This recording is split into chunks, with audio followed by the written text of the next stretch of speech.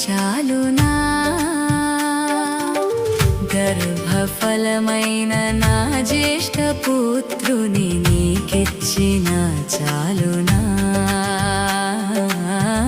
గర్భఫలమైన నా జ్యేష్ఠ పుత్రుని నీకిచ్చిన చాలునా